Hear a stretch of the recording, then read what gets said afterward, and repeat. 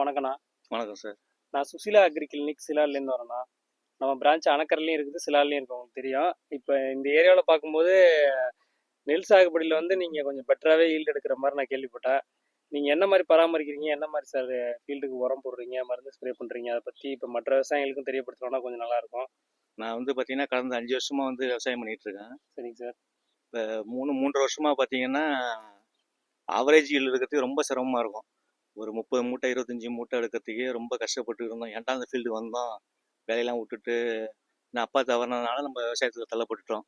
சரி நிலம் இருக்குது விவசாயம் பண்ணணும்னு சொல்லிட்டு வரும்போது ஆவரேஜாக பார்த்தீங்கன்னா 25 மூட்டை தான் எடுப்பேன் நான். மற்ற விவசாயிகள் 30 மூட்டை எடுப்பாங்க. சரி இந்த விவசாயத்தெல்லாம் இந்த மறுபடியும் குத்தையை விட்டுட்டு மறுபடியும் நம்ம வேலைக்கே போயிடும் அப்படின்னு சொல்லி முடிவு எடுக்கும்போது சிலகாலில் சுசிலா அக்ரி கிளினிக் முனைவர் சஞ்சீவ்குமார் வந்து மீட் பண்ண ஒரு வாய்ப்பு கிடைச்சிது.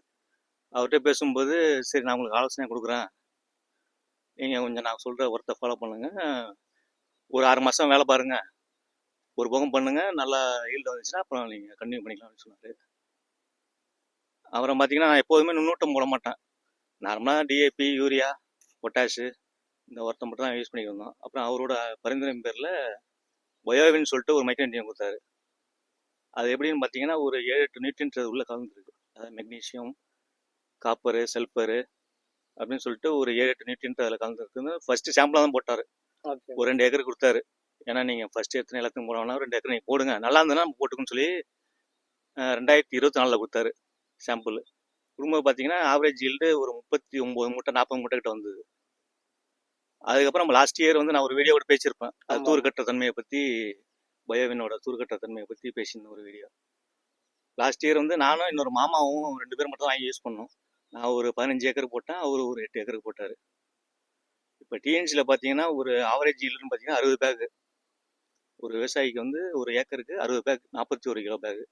எனக்கு பார்த்தீங்கன்னா 70 பேக், 74 பேக், 75 பேக் இருந்தது. சரி, ஒரு ஏக்கருக்கு. ஒரு ஏக்கருக்கு. அப்புறம் பக்கத்தில் உள்ள விவசாயம்லாம் கேட்டாங்க ஏன்னா யூஸ் பண்ணீங்க அப்படின்னு போகும்போது, நான் நார்மலாக வந்து பக்கத்தில் உள்ள விவசாயிகள் என்ன எருவு போனாலும் நம்மளுக்கு சொல்ல மாட்டாங்க. ஆமாம் ஆமாம். அவங்க வேலை பார்த்தீங்கன்னா நல்லா இருக்கும். நம்ம புதுசு, இந்த ஏரியாவுக்கு நான் புதுசு, ஃபீல்டு அக்ரிகல்ச்சர் பண்ணுறது புதுசாக பண்ணுறதுனால நம்ம அவங்க என்ன உரம் போடுறாங்கன்னு போய் பார்த்துட்டு தான் நிற்போம். அவங்க என்ன போடுறாங்க, என்ன ஈல்டு எடுக்கிறாங்கன்னு சொல்லவே மாட்டாங்க. இப்போ நான் வந்து பார்த்தீங்கன்னா இந்த பயோவின்னு ப்ளஸ் ஹியூமிக் ஆசிட் ரெண்டும் கலந்து ஒரு ஏக்கருக்கு 2000 செலவாச்சு. 2000 செலவானாலும் எனக்கு பார்த்தீங்கன்னா 20,000 ரூபா அதிகமாக லாபம் கிடைச்சிது. ஆமாம், 2000 ஒரு ஏக்கருக்கு செலவு. ஒரு ஏக்கருக்கு நான் எக்ஸ்ட்ரா 2000 செலவு பண்ணேன். அதாவது அடியிலையும் கொடுத்தேன் நியூட்ரியன்ட்டு, மைக்ரோ நியூட்ரியன்ட்டு, ஸ்ப்ரேயாகவும் கொடுத்தேன். ஸ்ப்ரே பண்ணும்போது நார்மலாக ஒரு 2 ஸ்ப்ரே அடிக்கிற போது அந்த 2 ஸ்ப்ரேலையுமே கலந்து மைக்ரோ நியூட்ரியன்ட் கொடுத்தாரு அவர். அடிக்கும்போது பார்த்தீங்கன்னா நல்ல ஈல்டு நல்லா இருந்தது. அதாவது ஆவரேஜ் வந்து 60 பேக் தான் வரணும். கவர்மெண்ட் நாம்ஸ் படி 60 பேக் தான் வரணும், 42 கிலோ. டிஎன்சியில் தான் லிமிட் வச்சுருக்காங்க. எனக்கு பார்த்தீங்கன்னா 74, 75, ஒரு ஏக்கருக்கு வந்து 15 சிப்பும் 16 சிப்பும் அதிகமாக இருந்தது. ஆனால் இந்த சரௌண்டிங்கில் இப்போ மேக்ஸிமம் ஒரு எத்தனை ஏக்கருங்கண்ணா நெல் சாகுபடி பண்ணுறாங்க? இந்த சரௌண்டிங் பார்த்தீங்கன்னா எப்படி நெருக்கி ஒரு 2000-3000 ஏக்கர் இருக்கும். 3000 ஏக்கர் இருக்கும் இந்த ஏரியாவில். ஆனால் நீங்கள் லாஸ்ட் இயர் நான் போட்ட டிஎன்சியில் வந்து என்னோட நான் இப்போ 15 ஏக்கருக்கு ஒன்று டாக்குமெண்ட் கொடுக்கும்போது நீங்கள் இன்னும் 5 ஏக்கருக்கு டாக்குமெண்ட் சேர்த்து கொடுங்க அப்படின்னாங்க. என்னன்னு கேட்கும்போது கவர்மெண்டோட ஆவரேஜ் ஈல்டு வந்து 60 பேக் தான், உங்களுக்கு எக்ஸ்ட்ரா நிறையா வந்திருக்கு அப்படின்னு சொல்லும்போது அப்போ நான் வேற பக்கத்து வயலோட டாக்குமெண்ட்லாம் கொடுத்து தான் நெல் போட்டேன் நான். இப்போ மார்க்கெட்டில் பார்த்தீங்கன்னா நிறையா உரம் இருக்குது. 50 கிலோ பேக்கு 800 சொல்லுவாங்க. அதில் பார்த்தீங்கன்னா ஒரே ஒரு நியூட்ரியன் தான் கொடுத்துருப்பானோ, மெக்னீஷியம் ப்ளஸ் அதில் யூரியா ஆட் பண்ணியிருப்பாங்க. அதை ஒரு நியூட்ரியன்ட் கொடுக்கும்போதே நமக்கு நல்லா பச்சை பிடிச்சி நல்லா இருக்கும். இப்போ இதில் பார்த்தீங்கன்னா ஒரு 7 நியூட்ரியன்ட் இருக்குது. இதில் 7 ப்ளஸ் வந்து ஹியூமிக் ஆசிட் வந்து பியூர் ஃபார்மில் கொடுக்குறாங்க அவங்க. சுசிலா அக்ரி முனைவர் சஞ்சீவ்குமார் வந்து பார்த்தீங்கன்னா ஹியூமிக் ஆசிட் மார்க்கெட்டில் நிறைய கம்பெனி இருக்குது. இவங்க கொடுக்குறது வந்து பியூராக இருக்கும் ஹியூமிக் ஆசிட். அது ஏக்கருக்கு ஒரு 10 கிலோ, பயோவின் 30 கிலோ. இது 2 + 4 இயர்ஸ் ஸ்ப்ரே ஒன்று. நீங்கள் மேக்ஸிமம் எத்தனை நாளில் சார் இந்த பயோவின் ஹியூமிக் ஆசிட் கொடுப்பீங்க? நாங்கள் ஃபஸ்ட்டு நடவு நட்டோடனே 3ஆம் நாள் வந்து களைக்கொல்லி போடுவோம். களைக்கொல்லி ப்ளஸ் யூரியா கலந்து களைக்கொல்லி போடுவோம். அடுத்த உரம் போடும்போது 20 to 22 நாள் இந்த பயோவின் ஏக்கருக்கு 30 கிலோ, ஹியூமிக் ஆசிட் குருணை 10 கிலோ. ஹியூமிக் ஆசிட் வந்து நிறையா கம்பெனி இருக்குது. அதேமாதிரி மைக்ரோ நியூட்ரியன்ட் பார்த்தீங்கன்னா நிறையா இருக்குது. ஆனால் அந்த நானும் நிறையா கம்பெனியை வாங்கி அதில் என்னென்ன கொடுத்துருக்கான்னு சொல்லிட்டு அந்த லீஃப்லெட்டில் பார்க்கும்போது மேக்ஸிமம் 2 இல்லைன்னா 3 இருக்கும். இவங்க இதில் குறைஞ்சபட்சம் 7 இருக்குது. 7 to 8 அந்த ரேஞ்சில் வந்து மைக்ரோ நியூட்டன் உள்ள கலந்து கொடுத்துருக்காங்க. அது நல்லா தூர் அடிக்குது. அந்த தூர் அடிக்கிற வீடியோ கூட நம்மளே பேசி ஆமா ஆமா சார் வந்து மேக்ஸிமம் பார்த்துட்டு 45 நாளைக்குள்ளாரே போடணும். போட்டோம்னா தூர் அடிக்கிற தன்மை நல்லா அந்த இருக்குது. 45 நாள் தான் தூர் அடிக்கிற தன்மை. நம்ம ஆமா. 22 நாள் கொடுக்கும்போது அடுத்த 15 நாள்ல பார்த்தீங்கன்னா நல்லா தூர் அடிச்சு நல்லா இருக்கு.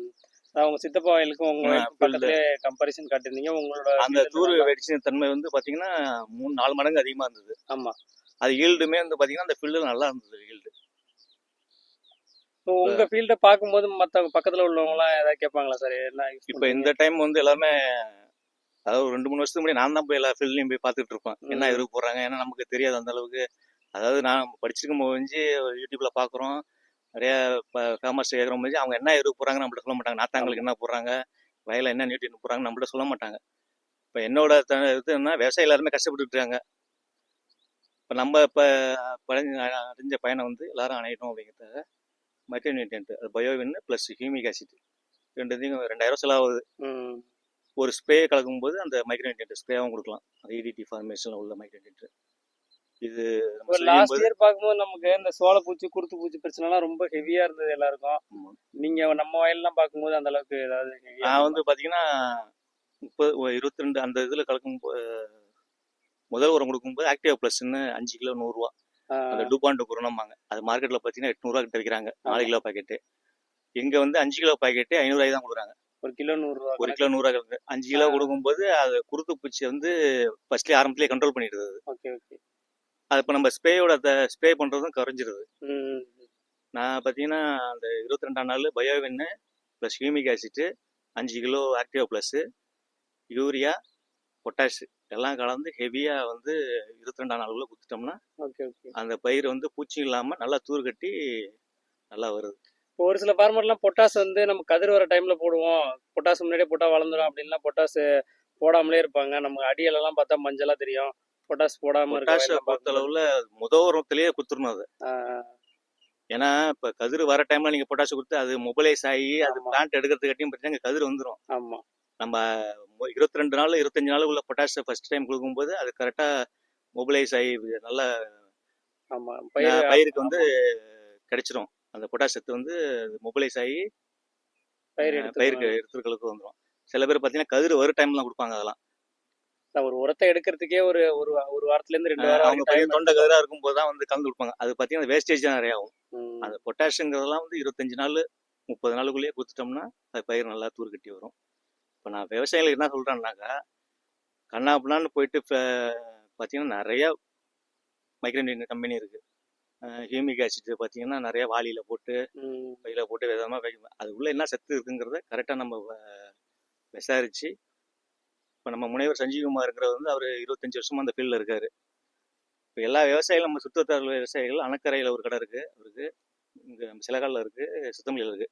எப்போதும் அவர்கிட்ட ஒரு கான்டாக்ட் வச்சுட்டிங்கன்னா நம்ம ஃபீல்டில் என்ன நோய் இருக்குது என்ன பூச்சி இருக்குங்கிறது கரெக்டாக தெரிஞ்சு மருந்து வாங்கிருக்கணும். இப்போ நம்ம வயலில் பார்த்தீங்கன்னா செம்பேன் இருக்கும், ஆனால் ஃபார்மர்ஸ் வாங்கிட்டு வந்து பூச்சிக்கு மருந்து அடிச்சிட்டு இருப்பாங்க, நோய்க்கு உள்ள மருந்து. அதாவது நம்ம ஒரு இலை மஞ்சளாக இருக்கும், அதை பறிச்சுட்டு போய் அங்கே காட்டினோம்னா அவன் என்ன சொல்லுவான், இது நோய் வந்துருக்கு, நோய் மருந்து கொடுப்பான். ஆனால் அங்கே பார்த்தீங்கன்னா செம்பேன் வந்துருக்கும், செம்பேன் வந்து இலை மஞ்சளாக இருக்கும். அதேமாதிரி இந்த மாதிரி நல்லா படித்து நல்லா என்டமாலஜி, அவர் பூச்சியல் துறையில் பிஹெச்டி வாங்கினவர். டைம் கிடைக்கும்போது அவர்கிட்ட கான்டாக்ட் வச்சுக்கிட்டு நம்ம விவசாயத்துக்கு தேவையான ஆலோசனைகளை அவர்கிட்ட பெற்றுக்கிட்டோம். மருந்துலாம் வாங்குறீங்களே மற்ற கடையை கம்பேர் பண்ணும்போது உங்களுக்கு இப்போ எங்களுக்கு வந்து இப்போ டீப்பளவுலேயும் நிறைய கடையாக இருக்குது. ஆமாம். இப்போ நான் போய் 15 ஏக்கர் பயிர் பண்ணுறேன்னா எனக்கு கடனுக்கே உரம் கொடுப்பாங்க. ஆனால் கடனுக்கு ஏன் உரம் வாங்கக்கூடாது, முன்னாடிலாம் வாங்கிட்டு இருந்தேன், இப்போ வாங்குறதில்ல. ஏன்னா நம்ம என்ன கொடுக்குறோன்னா நம்ம வாங்கிட்டு வந்து போட மாதிரி ஆயிடுது. பயோ டிஏபின்னு கொடுக்குறாங்க, பயோ பொட்டாசியம் கொடுக்குறாங்க. ஏன்னா நம்ம தவிர்க்க முடியாது. ஏன்னா நம்ம கடனுக்கு போய் நிற்கும் போது அவங்க கொடுக்குறதா வாங்கிட்டு வரணும்.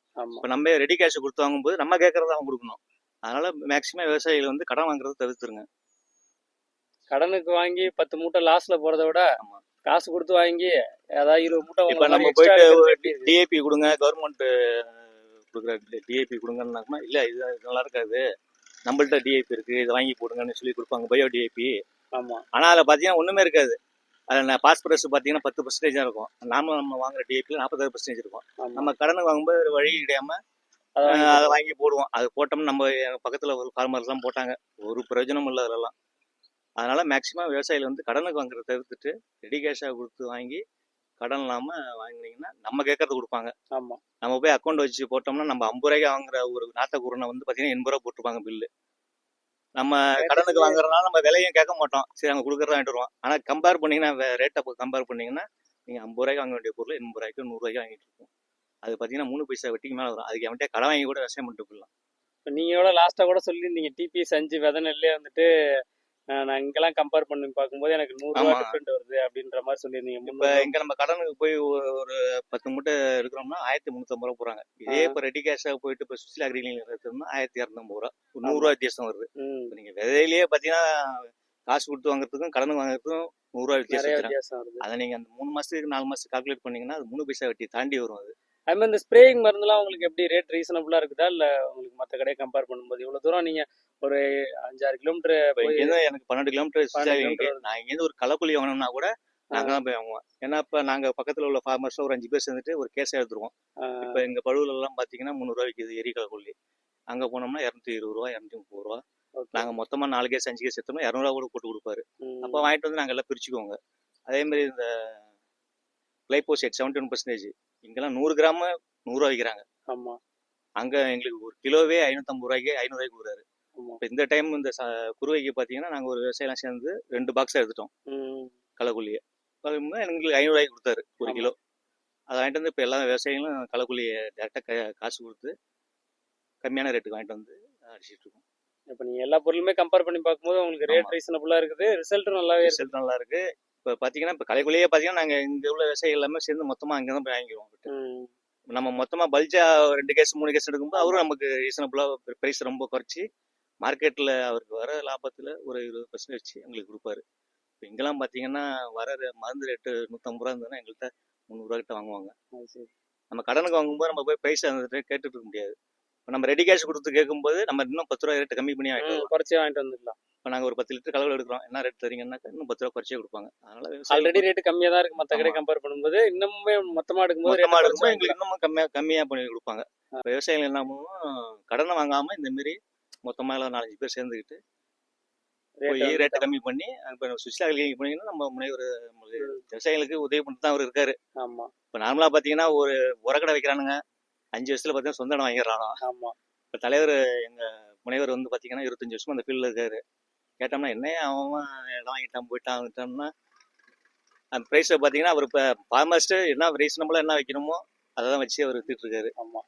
அதனால நம்ம ப்ரைஸ் கூட ஒரு சிலவங்களுக்கு கொடுத்துட்டு இருக்கோம்ல. இப்போ நம்ம ஏரியாவில் பொறுத்தவரை உள்ள விவசாயிகள் புதுசாக விவசாயம் பண்ண நினைக்கிறவங்க, ஏற்கனவே விவசாயம் பண்ணிட்டு இருக்கவங்க நேராக நீங்கள் முனைவர்கிட்ட செஞ்சுக்கும்போது போய் கான்டாக்ட் பண்ணிட்டு அவர் நீங்கள் ரொட்டேஷனாக வேறு ஏதாவது கிராப் பண்ணணும் வரணும் என்ன ஐடியா வேணும் கொடுப்பாரு அவர். ஆமாம். இப்போ அவர்லாம் எனக்கு கான்டாக்டில் வரலனாக்கா நான் இந்த ஃபீல்டை விட்டு போயிருப்பேன். நான் 2 வருஷம் இருக்கணும் அந்த ஃபீல்டை விட்டு போயிட்டு 3 வருஷமா பார்த்தீங்கன்னா ரொம்ப லாஸு. இப்போ நான் 3ஆவது சீசனாக அவர்கிட்ட தான் இருக்கேன். அதுக்கு முன்னாடி ஒரு 4 சீசன் பயிர் பண்ணேன். ஏன்டா அந்த விவசாயத்தை வந்து ஆயிடுச்சு எனக்கு. ஏன்னா என்ன இதுவே உங்களுக்கு இன்ட்ரெஸ்ட் ஆயிடுச்சு. ஈல்டு நம்ம அதிகமாக எடுக்கும்போது அந்த மற்ற ஃபார்மர்ஸை விட நம்ம ஈல்டு அதிகமாக இருக்குது. இப்போ நார்மலாக ஒரு 50,000 ஒரு ஏக்கருக்கு 50,000 வந்தாலே வந்து பார்த்தீங்கன்னா ஒரு 15,000 கிடைக்கும். ஆமாம். இப்போ நம்ம எனக்குலாம் பார்த்தீங்கன்னா 70,000 74,000 கிடைச்சிது. அப்படிங்கும்போது மற்ற போன 2-3 வருஷத்துக்கு முன்னாடி விவசாயம் பண்ணதை விட இப்போ 20,000 25,000 அதிக லாபம் கிடைக்கும்போது இப்போ ஆர்வமாக எல்லாருக்கும் முன்னாடி நான் தான் வேற விட்டுருக்கேன். இப்போ வேற விட்டு நட போகிறேன் நான். அது மாதிரி விவசாயிகள் வந்து என்ன நியூட்ரியன் தேவையோ தேவையில்லாமல் போயிட்டு நம்ம கடனுக்கு வாங்குறோம்னு சொல்லிட்டு வாளி குருணை அந்த பை இந்த பையன்னு கொண்டு வந்து கண்ணாமன்னு கொட்டி அதை பார்த்தீங்கன்னா ஈல்டே வராது. இப்போ எல்லா விவசாயமே என்கிட்ட வந்து கேட்குறாங்க எப்படி இந்த அளவுக்கு ஈல்டு வந்துச்சு உனக்கு அப்படின்னு கேட்கும்போது இப்போ சில பேர் சொல்ல மாட்டாங்க. ஆமாம். நம்ம அப்படியே சத்தம் போடாமல் எருவு போட்டுக்கிட்டு இருப்பாங்க. என்ன எருவு போடுறான்னு சொல்ல ஒருத்தர் வாங்கி போட்டார். அவர் 8 ஏக்கர் போட்டார், நான் 15 ஏக்கருக்கு போட்டேன் நான். இப்போ பார்த்தீங்கன்னா எங்கள் 2 பேருக்கு மட்டும் தான் ஈல்டு அதிகம் அங்கே. அது சரி.